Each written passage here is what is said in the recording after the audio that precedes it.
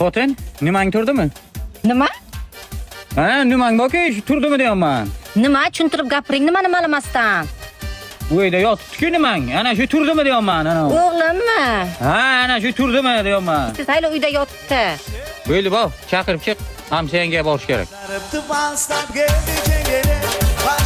Assalomu alaykum, keling, yaxshimisiz? Nimangiz yaxshimi? Tushunmadim. Nima meni ishing bor sani? Menga qarang, eringiz yaxshimi deb so'rayaptilar, ibi. Shuni to'rasa bo'ladi-ku. Kim? Nimaga kelanding, Ismat? Shu o'g'lim nimanga ko'rib qolibdi. Bir kayf kelgan. Bir bersang shu nimang o'ynasa. Ana.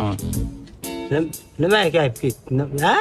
Ayt. Ana, tarvuz to'pdingiz. Ha, shu ana shu futbol o'ynamoqchi bachalar bilan. Shunday demaysanmi? Hay, olaversin, o'ynasin. Men to'g'ri gapirsang bo'ladi shuni, Ismat. Endi siz amakini to'g'ri tushunmang. Bilasizki, dadam so'z boylik ekan. Shunga nima deyaveradilar-da. Musi kapak.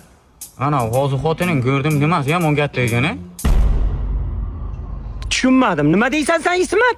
Sen og'zingga qarab gapir. Menga qarang, darrov xotiningiz dadam urdi, qo'li katta ekan dedilar. Ha, shuni to'g'ri aytsang bo'lmaymi? Mayli, sog' bo'ling, davay. Nima? Xotining ayt. Nimasini yopib qo'ysin. Uydan qaytan hammasi qarab o'tyapti. Nimani? Ayt. Darvozangizni aytibdilar. Ha. Ha. Sog' bo'linglar. Shu Ismatni bir kun bittasi tilini qo'parib oladi-da.